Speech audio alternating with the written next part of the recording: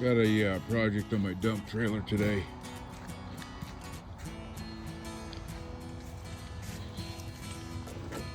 My plug, which is right here, none to the inside. It's just all junk. But this is my battery maintainer. So this is the Viking.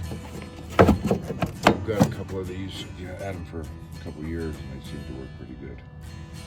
So I'll hook this. I got a new plug and I'll hook this up, and then I can plug my trailer in and keep it ready to go. Well, it's a wrap on this one. I got it charging. We got our plug in,